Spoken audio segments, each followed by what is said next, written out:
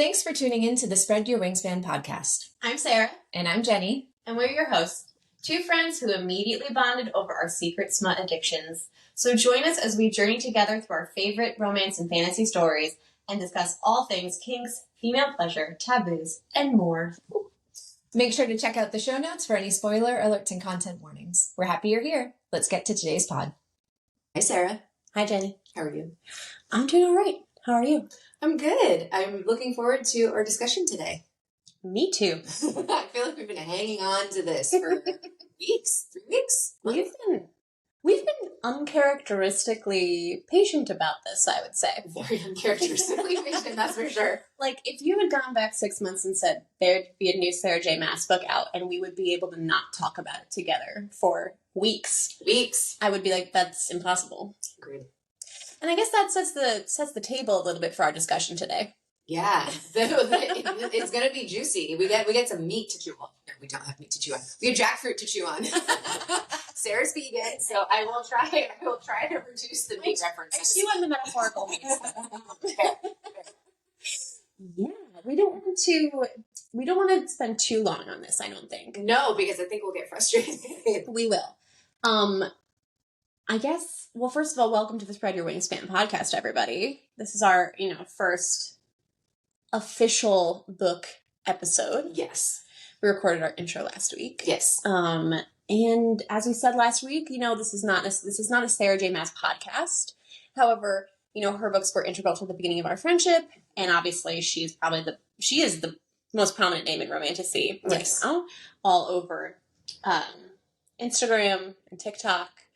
And so, yeah, The House of Flame and Shadow recently came out, and we obviously have to say something. Or a lot. Or a lot. Many things. I kind of want to open with maybe a hard question, which is like, what's your overall take on this book? Oh, man. So as with any book of hers, I get so excited to start it. And I get so excited to get to dive into something that I know is going to be fantastic. And I started House of Flame and Shadow in that way. And by the end, I felt like I was just more and more and more deflated with my excitement. I was disappointed. And my one caveat is because this was her first kind of crossover book. Spoilers, people. Oh yeah, this is a strong spoiler warning for literally everything she's ever written. Yes. So we'll probably put that edit in there before. Do not watch this if you do not want spoilers. I was so excited for that. The end of Crescent City 2, which I call them CC 1, 2, and 3. I'm losing track. But the fact that Bryce ended up in Prithian, oh my gosh, you had read Crescent City 2 before me. I did. And so that was one where I was just texting all the little nuggets and you were like, just wait. I'm not saying anything. Just wait. Which is infuriating. But you're really good. Sarah does not give spoilers. She's really good. I was just elated. I was so jazzed for this book. And yeah. How about you?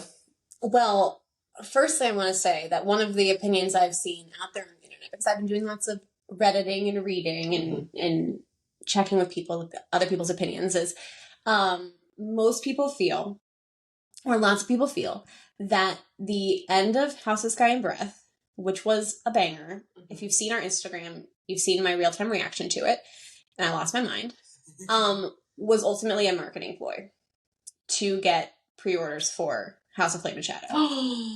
And it worked. Yeah. I think House of Flame and Shadow is probably one of her most bought. Yeah, I pre-ordered on Audible. Me too. Or not on Audible, but yeah. I pre-ordered it immediately upon finishing Sky and Breath. And basically saying that it was for that and not necessarily for the payoff of the story. Mm-hmm. And that's really unfortunate. And I feel like that just burst a collective bubble. I agree. So my general take, the really strong feeling that I came away with that I shared with you, that I was like, I'm shocked that I feel this way, is I think her writing is getting worse with time. And I started to feel this way, honestly, around House of Sky and Breath, A Court of Silver Flames, which I really enjoy, by the way. But I started noticing a kind of downward trend that I will hopefully be able to verbalize today. And I think there's lots of reasons for it. I think there's a lot of demand for her to write quickly. Mm-hmm. I think anytime you start having a massive fandom, I think there's the danger of writing to the fandom instead of writing to your stories anymore. And I think maybe that's happening a little bit. I think we see that happen a lot with TV shows, but occasionally with books as well, book series. And I think there's a combination of things going on. I also think some writers, like, they start spreading themselves too thin with projects. You know, if there's potential movies, like I know she had a meeting with Margot Robbie recently, we will talk about that. Oh, I don't know if I can talk about it. I think I might have to just keep that here or I'm going to squeal. We can table it later. You know, there was a Hulu show that was in development that has now been scrapped. And thank God, because really Showtime or HBO needs to pick that up. We're all happy. Please, people. Yes. Again, tabling also that discussion for later, adaptations in general, the danger of that. Yes. Anyways, I think I would appreciate if there was a collective, like, grace from both the publisher and the fandom for time taking on book writing, because as a creative person, as well myself as a writer, like, if I had pressure to compose quickly, I guarantee you I would not be putting out my best work. You need to let things percolate. Yeah, and I think you shared with me that you read that she scrapped her whole first draft. She did. Which she to me is crazy. She wrote this one in 5 weeks. Which is, by the way, how? What? I'm writing a book, you guys, and I have 145 pages written, and I've been working on it since August. So I cannot imagine writing like 800, 900 pages. Yeah, that's crazy. I've also seen her interviewed where she says that she just kind of keeps everything in her brain, that she doesn't really have like a wall in her house where she has all her sticky notes with everything mapped out. And that's going to be so complex to have 3 really solid series, 2.5 really solid series, and keep track of all of it. Yeah. Especially if I assume, as an author, having the creative freedom to let the characters lead you, as you were saying, like, not pandering to your fandom or your publishers. Mm-hmm. Yeah, so I also was like, she had to meet a deadline. I feel like she phoned it in. I feel like the essence of what was missing was her most masterful writing to me is that she can sprinkle little Easter eggs throughout a book that you don't even know she's sprinkling for that big payoff and shock and surprise. She does that so well. I mean, Hi, Tamlin. She does that so well. And all of it, Bryce, I'm sorry, girl, you had it way too easy. It was Deus Ex Machina to me and not payoff. It was handy plot solutions and not payoff. Mm-hmm.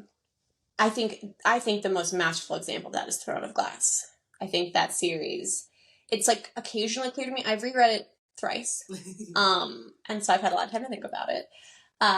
It's kind of clear to me in the beginning, like, she didn't necessarily know where she was going the whole time, I think, which is also lovely. But at the same time, had laid enough groundwork that when you get to Kingdom of Ash, you're like, holy crap. You know, like, it really, spoilers for Throne of Glass, but the way Irene ends up being probably the most important person in the story. Right. I cry when they shout Irene, like, every time. Like, everyone was like, Irene's the best. Why is she with Kyle? The way the pairings all end up in Throne of Glass. I do, it's on tap for me to read at some point. Yeah. I know, I've only read the series once. It's just a chef's kiss, the way, and it happens in A Court of Thorns and Roses as well. I think, agreed, more in a character way necessarily than in a plot way, versus I think Throne of Glass, it's more the plot that is built up. And I think what just, like, massively fell short for me in Crescent City is, on the one hand, I appreciate that Sarah isn't like, I'm out killing characters, like, the stakes are always so high. Like, there's I saw in an interview she really loves happy endings, and I'm like, you know what? Me too. And I don't always want to be, like, devastated by a book. That is not to say that her books don't have devastation. They absolutely do. I frequently sob. But I felt like there was too much preciousness with these characters. Like, everyone was okay at the end, basically. Except for Jessica, which, poor girl. Yeah. Priestess. 10,000-year-old priestess. Fair, okay. 10,000 years is a long time, too. No, it is, but, like, I just was like, we didn't earn that. Like, it just, I kind of feel like Bryce should have died. Or, like, I don't know, I'm just like, there should have been, like, way more consequence at the end based on the threat level that the Asteri presented. Right? Like, they're supposed Worlds to and be like the ultimate, universes. they're basically even worse than the Vogue. Like, they are like the scariest, worst thing we've encountered. Mm-hmm. And she was able to kill like all 6 of them with a bullet made by dead ghosts and a black hole, and then Hunt went into his mech suit dead ex-girlfriend. Oh God! And somehow And the saved black her. And I just kind of like, I kind of wanted both Hunt and her to die in the black hole. Like, I never feel that way. I'm never like itching for characters to die. Oh. But I'm just like, there has to be some, like, a denouement can be beautiful and happy even when it's also sad. Mm-hmm. So yeah, I just felt like it was, I loved Lydia. Mm-hmm. I love my baby boy Rune. You know this. We all. You know this. You mean our Big Daddy Rune? I don't think we want to call Rune a baby boy. He's your baby boy. Okay, fair. I call Rune Big Daddy in my brain, so it's okay. He's a tantalizing mix of the two. That's really what it is. The soft, sweet. He's a little teddy bear, but he's got a very sexy bod. So yeah, I loved them, but I felt like I almost wanted the whole book to be more their story, because man, Bryce and Hunt, I'm sorry you guys, but I just was so out on them this book, Crescent City 1, I loved that book, Mm-hmm. and I loved them. It's so great, the build up of their relationship. The whole book is them building a relationship. The banter. It's so great, and like none of that was present. None. It was just them, and like I'm okay with couples like oh, they have things to work through, obviously, and what they were working through made sense to me in a certain way. Like Hunt being like, I don't really want to be in a revolution again, and Bryce being like, suck it, bitch, this is what we're doing. I'm the queen of everything now. Magical stardust, whatever, fairy princess. That wasn't even resolved in a satisfying way to me. Like, I was like, why is this relationship conflict even here if it didn't feel like it even served a purpose? Mm-hmm. And then there was no like, oh, let's get back to who we really are with each other. Oh, I couldn't stand it. I didn't even want to read about them having sex, which is like, what? Especially in What's the Ship, where they like teleported. That was hilarious. That's bad. Yeah. Oh, was it? Did Yeah. they mix them up? Yeah. Oh, okay. When they fuck in the biodome and then they accidentally teleport. Oh, that was the second one? Yeah. Well, then yeah. I think I want to add more spice to the third one. Well, so my other critique, and I think I shared this with you, is that I'm going to give Sarah J Maas the grace that maybe this is like a setup book. You know, I think extenuating circumstances in the real world now have explained a little bit of I feel like she phoned it in. Mm. And also, maybe she knows like where she's going to take the next 3 books across 2 series. And also, we don't know if Throne of Glass is going to entirely cross over at some point too. Like, I think people are trying to pick that apart. At this point, I don't want it to. I'm like, that's like your... It's enshrined in glass. Yeah. Throne of Glass is enshrined. Don't touch it. It can only be worsened, I think. It's perfect. Don't touch it. Okay. If it ain't broke, don't fix it. Broke, don't write anymore. I'm like the Under King, is he a Vol? Like, okay, that can be explored. I don't really care. But I want those characters are okay. Mm-hmm. And for a long time we were like, are you guys gonna be okay? No, and they're okay. That's true. So don't touch them. I want them to be happy and fine with their like 45 children that are all blondes. I'm having the opposite. I'm worried. I'm deeply worried about the next ACOTAR book. And I don't care to read more Crescent City books. Do I want to read Ethan's story? Absolutely not. Do I want to read Therian's story? I'd rather have you cut off my fingers one by one. I don't even just bite off your hand. For no reason. Actually, yes, also, yes. No reason. Let's just read something disgusting that I goes nowhere. was filled with rage. I was rage texting Jenny, Sarah. I'm going to share those texts. Please. On Instagram. Please. I had no chill. And then when the Autumn King walked in, is that what happened? Yeah. Wait, not into the dungeon. Somebody walked into the dungeon. Who was it? It was, Pollux. It was, Thank you. Here's the other issue. There are too many damn characters. There's so many. And so many characters. Way too many points of view. I care about only a third of them. honestly. Truly. No, again, like, cut Ethan and Therian just out. Yeah. Just cut them out. I kind of was okay with Therian and Sky and Breath, but in Sky and Breath, I was like, why are all these characters having points of view? Anytime I got to one of those chapters, I was kind of like, let's get through it, you know? And I thought Sky and Breath was going to be like that. I thought Sky and Breath was a transition book. Ah. It was going to be isolated like that. It was supposed to be, I think. But then Flame and Shadow is also transitioning, as you're saying. True. And so, Sigrid's story, Ethan's story, that literally went nowhere. Sigrid's story. Her turning into the, whatchamacallit? The words. The Lost Fender heir? No, not the heir. I thought that part was cool, but when she was turned into the like the zombie thing. Yeah. Yeah. See, this is how much I don't care about this book. Yeah. Specifically the storyline. Yeah. That whole thing where like the dude who had kept her like imprisoned for so long then like tried to swoop in and be like, no, this was planned all along. I was keeping her side. Like, fuck off, dude. No. Yeah. I mean, again, like in the second book, I was like, oh, where is this going to go? Is she Ethan's mate? Like, that's so interesting. Like, is she going to predict things for them going forward? Yeah. Like, and then it was just like, nah, Ethan's just going to kill her like 9 different times and feel shitty about it every time and then never make different choices. And then he's going to be rewarded with being the prime of all wolves, which, okay, he did want to go save the humans in the first book. Good for you, Ethan. Other than that, you've literally done nothing to prove that you should be a leader. And like that storyline literally was a closed loop. Like the story, it went nowhere. It was a thing unto itself. I'm like, why are we wasting time on this? Yeah. What are you doing, Sarah? And then, God, Therian, I'm okay with reading about a character we don't like. I'm a huge Nesta stan. I love to hate that girl. Love to love her. I enjoyed unlikable character, but when all there is their unlikability, except for the very end, Flynn's random-ass sister sort of brings out a good side of him, and I'm like, we don't know anything about you, Flynn's random-ass sister. That they randomly had to marry? Yeah, and I'm like, again, I kind of feel like Sarah's just like, it reminds me of like little kids playing with dolls. And like, she's just leaving everybody around. Yeah. And then the people who do matter, who we have like a relationship with, like Bryce, is doing fuck knows what. Like, it's like getting super, super powered, having no grappling with that power, making unilateral decisions, but not in a cute, charming way like Kaylin. Like, you're right. She gets really annoying. So annoying. I would never be like, yeah, you should be in charge. No. I'm like, I'm agree with Asriel. You should probably kill her. Like, we don't know who she is. Because at least Asriel stays true to character.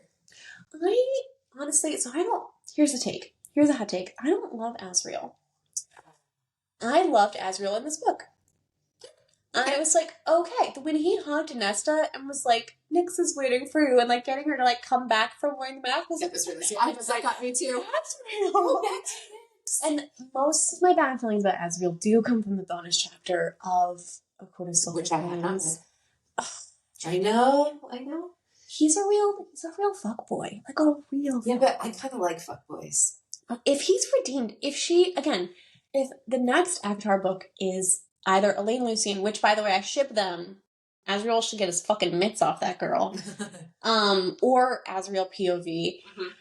And it's character-focused. And Bryce's parasites in the water ends up being a total non sequitur. If that becomes a plot point, as I've told Jenny, I will riot. Because I didn't enjoy it in this book, and I won't enjoy it ever again. And she's going to riot to me. To this one. So on Jenny's behalf, Sarah, please don't do that. Please don't. If it's character focused again, and it's like this, it's him grappling with, yes, I was tortured as a child, that sucks unequivocally. Yes. But also I've lived like 500 years since then, and like have had ample time to process that, and like maybe should get over my shit and stop being a turd. Yeah, but some fuckboys that I know need 500 years to work through their shit. Respect. If that happens, and it's like mostly about that, which is what I think is the best part of Avatar is the character development. Like, it's such a character-driven series. I love that about it. If it strays from that, I will be heartbroken. Okay. Yeah. Keep the messy plot, whatever you were doing to Crescent City. I won't keep reading it, I don't think. And then keep ACOTAR. Mm-hmm. We had high hopes. We had really high hopes, and our hopes were crushed. Crushed. And now I think I wasn't nervous about the next books coming out, but now you're making me nervous. Now I need to like. Well, that's the danger with having a crossover. Is Yeah. Is the failure of this book could infect. Has there ever been a truly successful crossover in books or media? Private Practice and Grey's Anatomy. Loved that. Yeah. Well, that's more of a spin-off. But then you added, but they did crossover episodes. They did, yeah. But then they put the Station 19 in there, and I didn't really care for the Fire Station crossovers. I didn't watch that. Not great. Yeah. Man, I really need to think on this now because like book series, I'm coming up totally blank, but I also feel like when are there ever crossovers in a series? Well, Brandon Sanderson doesn't like crossovers, but like all of his works exist, I believe, in the same universe, which is like sort of in the what's the word? In the vein of what Sarah J Maas is doing here. But I have not read every single work by Brandon Sanderson, so I cannot speak to the success of that or the import of it. Mistborn? Yes. So I have Mistborn, haven't read it yet. It's sitting on my bookshelf. Okay, great. Well, we will get to that book at some point on this podcast because it absolutely includes a delightful romance, even though it is largely fantasy. All the best fantasy includes romance, as I've said. All the best stories include some sort of romance, I think. Agreed. Because otherwise, what's the conflict over? Friendship, love? I don't know. War. Love her. I'm like, that's still love, but yeah. So, I mean, again, I'm not trying to be too much of a pessimist, but I do feel like I'm seeing some signs that are worrying me. And as a counterpoint, I want to shout out Jennifer L. Armentrout, who you still have not read these series. Not yet, no. The Blood and Ash series, I don't find that to be perfect. The Flesh and Fire series, which is like a kind of prequel / interwoven, that's actually kind of a crossover that I think is really going to fucking work. It's phenomenal. It is phenomenal. I want to reread that one a whole bunch of times. I could spend 40 years talking about Hot Daddy Nyctos. I'm very excited for you to read those. And I feel like her writing is getting better with time.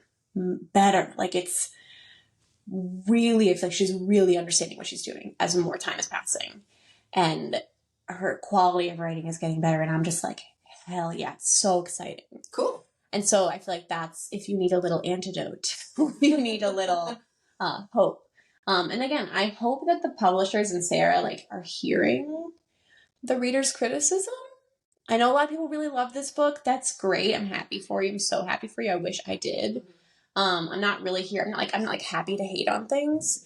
And I know a lot of people are. So and that's we're not those people. The higher they are, the harder they fall, kind of thing. And I'm like, no, I'm not here to tear this woman down at all. I'm here to be like, as a reader, please don't do this again. Yeah. Please take your time. I don't mind waiting 4 years for the next Avatar book to come out. I don't mind at all. I'll reread Avatar in the meantime like 8 times and be super happy about it. It's true. I would much rather wait and get an incredible book than get a new book next year and it's trash. I'm really judging that she wrote this book in 5 weeks. That's like... Well, it was a rewrite, so I mean, probably some stuff was there, but I'm so curious, like, what that first draft was. No, I feel like in my heart of hearts that it was the better draft. Who knows? I mean, there's so much speculation about why, like, if it was editors disagreeing or if she was unhappy with it, like, why it was maybe she realized a big plot through line that she wanted to carry and had to set it up. It was probably Sigrid. Probably Sigrid. God. I do want to talk, because we tabled it, about, like, adaptations of her works. Yeah. I can hold 2 things to be true at the same time with adaptations. Mm-hmm. My first example is going to be The Magicians. Have you read The Magicians? I read the first book and I really did not like it. I think we've talked about this. So I read the whole trilogy. I adored it. I loved it. I thought it was fabulous. I also was really into the show. I thought it was the like only show at the time on the Sci-Fi Channel that like actually had caliber. And look, I'm down with cheesy sci-fi. I'm not knocking like low budget sci-fi because that's also really fun. But what I'm trying to get to is that the books were the original work that I thought was lovely. Mhm. The TV show took the source material, and the first couple, I would say maybe the first season, stayed mostly true to the books, and then they went completely sideways. Yeah. And I loved it. Yeah. I loved it. I've heard the show is very good, and I'm eager to watch it. They're two different stories. Like, you Yes. can really appreciate them as two different stories. So that works in some cases where you go, Yes. where you veer off. the Station source 11. material. Have you read and or seen Station 11? I did read Station 11 way. Is that an older book? No, No, I'm thinking of like 2017-ish. Fahrenheit 451, No. the one we had to read in like junior high. Read Station 11 and then watch the series. I have never cried more watching a Really? TV show. And I'm a weeper, you guys. Like, it's not hard so for me am to I. cry. But, like, tears would just, like, continuously stream down my Okay. face watching it. It is the most beautiful thing, Mhm. perhaps ever. And it is a significant deviation from the book. It is a true adaptation. They took the book. It's not a totally different thing, but they change two characters' arcs and they intertwine them in the show, and they're not in the book, and it is the most beautiful. It's so good, you guys. Highly recommend. Cool. So I fully agree on that. Like, if one way to do a really successful adaptation is to be like, this is an adaptation. I feel like in our website we're going to have to make a recommended list from our podcast. One, so I can keep track of what I need to consume, and two, So you're welcome. so that we have a little bite size. Like, this is what we mentioned that you should check out. Phenomenal. Yeah.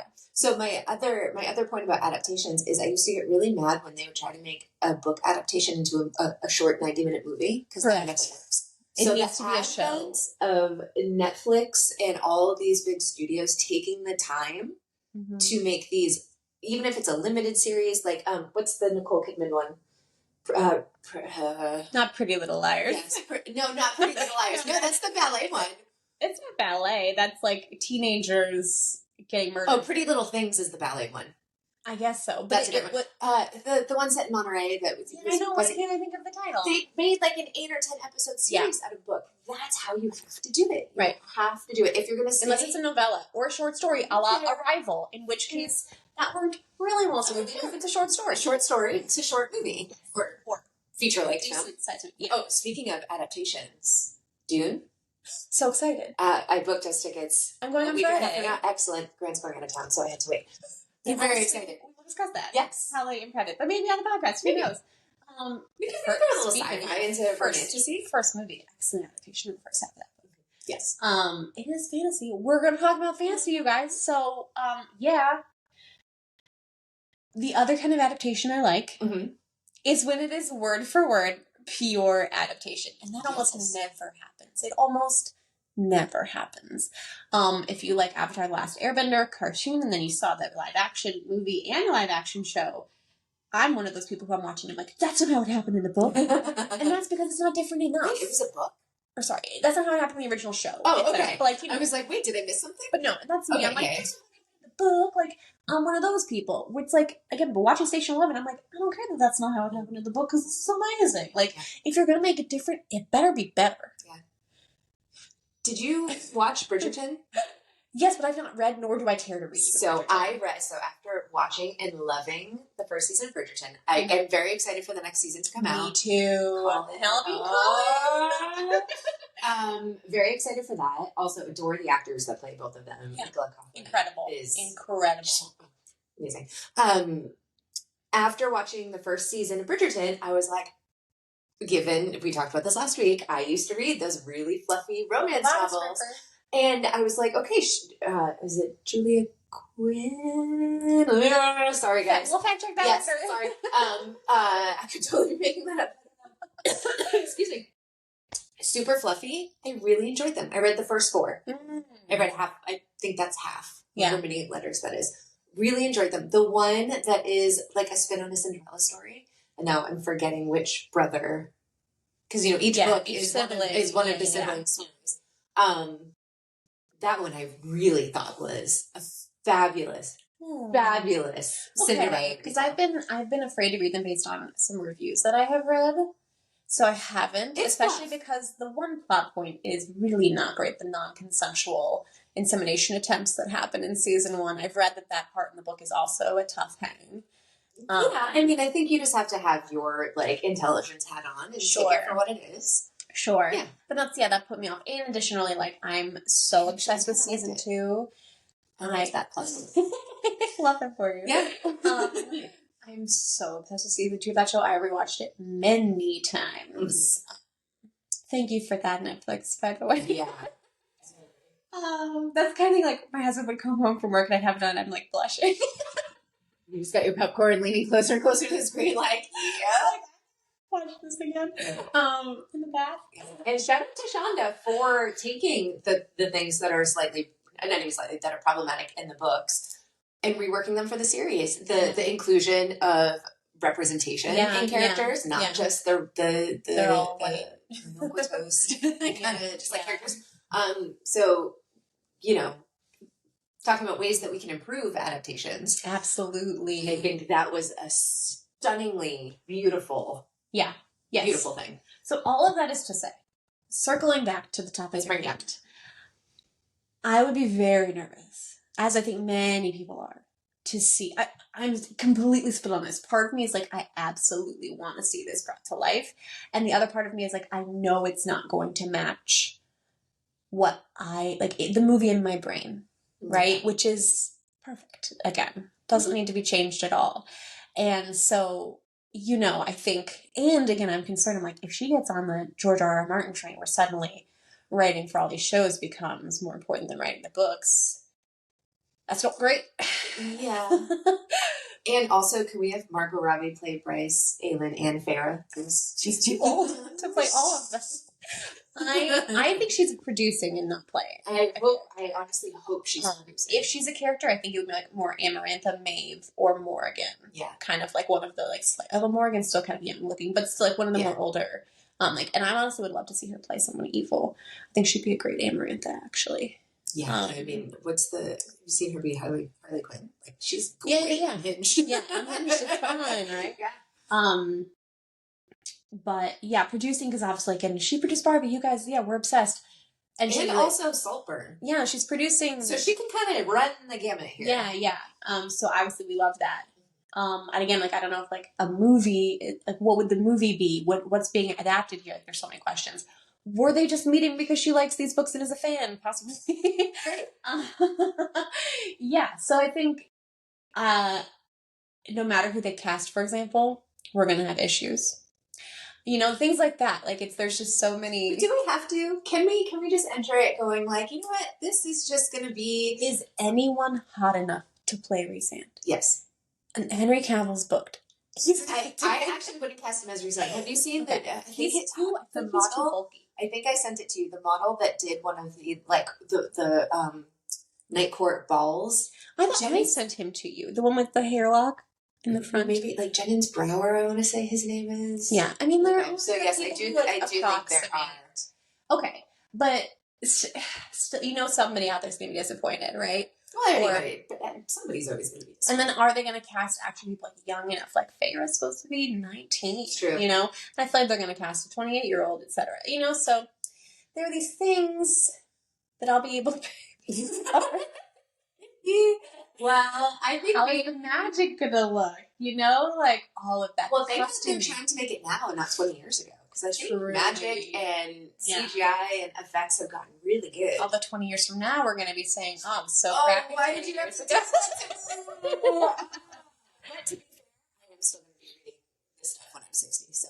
Absolutely. But you know what? Honestly, again, my take mostly is, if I'm the deciding factor, I'm going to say, do go for it. Make the adaptation. Yeah. Because more is more. You know what? We love this stuff. We want more of it. Give us more. And if this allows the fandom to be appeased so that she can take longer writing the novels. You just figured it out. I've solved it. Yes, that is the advice from one Sarah to another. Yeah. Let the TV producers make all of each book into a full season of episodes. Yeah. Take your time. Yeah. SJM. Yeah. Please. For all of our sakes. Please. Yeah, and I wonder, I think, is this Throne of Glass be adapted, or is it Avatar? I don't know. I feel like people really... I think Avatar was what Hulu was developing. Yeah, but then who knows? Avatar would be their smartest thing. It's a lot of people's entry point into this stuff. It's the one that gets, It is, you know, but you know it would circulated. be a better TV show? Throne of Glass. True. If everyone out there's been looking for the next Game of Thrones for years now, you know what's the next Game of Thrones? Throne of Glass. Mm. Is it as adult? No. Is it as gory? No, thank God. Is it as like palace intrigue? I think yes. Yeah. Combination of like magic and politics. Just enough characters. Yeah, just enough characters. Just enough exactly. characters. Yeah, and they're all there good amounts of time for a good reason. Ethan and Theron. Yeah. Their points of view are not irritating. They make sense and they add richness and nothing is derailed and everyone's point of view is delicious and perfect. She started that series when she was 16. Really? Yeah, she wrote Throne of Glass when she was 16. It originally was Queen of Glass and it was like a Cinderella spin-off, I guess. So I think it probably changed a fair amount until it got published when she was in her early 20s. But yeah, like I'm like, how is it that you wrote your best work when you were young? Well, she also spent 4 years on it. Yeah, at least. Mm-hmm. Yeah, again. But then she was intermittently writing the rest of Throne of Glass while she was writing ACOTAR and stuff. So, because I think Kingdom of Ash came out, is it 2018, you guys? Anyways, I know that there was some overlap and like accordioning between those two series. Anyways, final thoughts. I think I'm going to come from it from the perspective that I'm going to give her the benefit of the doubt for this book. Mm-hmm. And if the next one is a repeat of a letdown, I don't know if I agree with you that I'll stop reading because I'll probably... I think I'll continually hope that they get better if they don't. Yeah, no, I mean, like, I will keep reading ACOTAR. I honestly just, like, if the next Christian City books, because I've heard that it's, like, setting up for a la ACOTAR, like, you know, each now book is a different character's point of view. Like, they're no longer Faye or Suzanne stories. Right. It's like, that was Bryson Hunt, and now I'm doing other characters. And I'm like, unless it's Lydia and Maroon, I don't care about anybody else. I don't want to read their stories. Like, I don't care. So that's where I'm at Crescent City. Like, I may read them, especially if people are like, this was great. Then I'll read it for sure. I'll keep reading ACOTAR. Absolutely. Yeah. And her other series that she's going to come out with, that there's lots of speculation about. We'll absolutely read that stuff. I'm just out on Crescent City. She's done. I'm out on Crescent City, which is too bad again, because I loved the first book. I know. Loved it. I loved the first 100 pages that no one understood. I was on board. I was like, I kind of understand it. Great, let's do this. I know, I'm going to reread it later anyway. I have a problem with that experience. I've been reading fantasy since I was really little. That's a figure of fantasy books, is that you don't know what the hell is going on for a little while. It's true. And then you're like, now I know a whole new language. Yeah. You acclimate. I just thought that book was beautiful, and I liked that it was modern, and like, it was different from her other works. And then Sky and Breath, again, I kind of was like, I don't love this, but the ending was such a slam dunk. And again, the biodome sex. Loved that. That was great. But I was like, oh, wow. You know, like it skyrocketed at the end for me to become a book that I really enjoyed. And then this was just like, oh, Bryce and Nesta are in a tunnel for 400 pages. All of Prithee and they're in a tunnel. And she was just a turd in that tunnel, too. Oh, and they're just in a tunnel. And then there was a second tunnel. There was a second tunnel in Midgard. And I was like, not another tunnel. I know. That book is people in tunnels, Jenny. I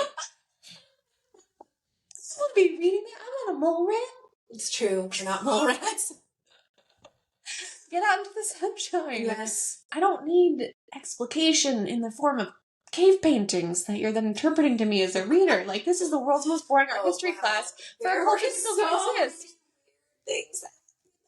And then the, like, projecto explication, Thea's daughter thing, like, that took pages and pages to explain. And I was like, first of all, I already knew all this from Reddit, from, like, people speculating. And also listening to on the audiobook, the voice for that, like, droning on and on. It was droning. That sounds miserable. It was hard to read. I can't imagine listening to it. I probably tuned out half of it. And I'm just like, couldn't there have been another way for us to receive this information? Has like a PDF included at the end of the book. or like they're all in the library together reading, Right. and like other characters are there, and it's like Airman and Rosand and Right, monsters in the library. I love the library library monsters. or like or the priestesses, or like Mhm. I don't know, man. I don't know what I would have done, but it shouldn't have been that. I feel like I've been very negative today, you guys. And again, I think maybe because I only started reading her works within the last year. Yeah. And I've like consumed a lot of it. So I think if I had been like from day one, like years and years and years into building this relationship with her as an author, it wouldn't be so easy for me to be like, I don't think she's a good writer anymore. Yeah. And again, maybe that's not necessarily true. I totally agree that I'm like, waiting until the next couple of books come out. Yeah. Her new series again might be incredible. Like, maybe she just needs to like do something different. Yeah. I think she is a great writer, but I just think something's happening where the quality is diminishing. And, I think I don't feel owed anything as a reader. I don't feel like she owed me a better book or anything like that. I'm not up in arms in that regard. I'm just like, too bad. Yeah. That's really my take. It's not that I'm like hating on it. I'm just like, that's a really too bad. Because it could have been so dope. Mm-hmm. And I think we as a fandom we like, again, the Reddit boards, you guys, like it was so fun reading all the theorizing and like being like, what's going to happen? And it was like, all of our ideas were better than what happened. And that doesn't happen very often, I don't think. Where, again, I'm like, wow, that one theory I read it could have been so cool. And then it's like, Yeah. Yeah. Well, there you go. There's our go. take. Okay, we finally got it out, Sarah. We finally got it out. We recorded it. Now we can move on for a little while. We can take a little estrogen breath. We can. Yes. Next, I believe we'll be talking about Priest, correct? No. No? Gotta read it. Oh, well, our next podcast. Our next podcast will be about Priest. I'm not reading it in a week. Okay. Tabling. Sarah reads really, really fast. Yeah. Really, really fast. Yeah. What we have to do is we have to go through the master list of things that we will be talking about. Maybe reshuffle the order a little bit. This is true. We can do previously read. Yes. And absolutely, I think, what was I going to say? Like, okay, getting back to Sarah J Maas. Yes. I want to say that, again, entire Throne and Glass, incredible. Court of Mist and Fury, one of my favorite books I've ever read. Mm-hmm. We could talk forever about those things, but I think there's probably like 9,000 podcasts out there talking about those things. Yeah. So, we won't necessarily return to those. But if you guys are like, please, I want to hear your thoughts, let us know. We will record an episode. Yeah. We're willing to talk about it. But we did go pretty hard on This Is Not an SJM podcast. Correct. Yes. Correct. Yes. Great. Right. Please share your takes. Follow us on Instagram, comment, send us DMs. We would love to know what you thought about the House of Flame and Shadow. If you agree with us or disagree, hopefully you enjoyed it a lot more than we did for your sake. Welcome passionate discourse. Yes. We welcome disagreements and agreements. And no matter the topic, we will be back again soon. Yes. Another podcast. Can't wait. Yeah. All right. Thanks, everybody. Bye. Bye. Thanks for listening to this episode of the Spread Your Wings fan podcast. We would love to hear what you think about our topics today. Be sure to connect with us on Instagram and subscribe to our YouTube channel. You can find us on both with the handle @SpreadYourWingsFan, and all of the links and more fun stuff are found on our website, spreadyourwingsfan.com. And if you have a book or author you want us to check out, send us an email at hello@spreadyourwingsfan.com to tell us. We hope you tune into the next episode.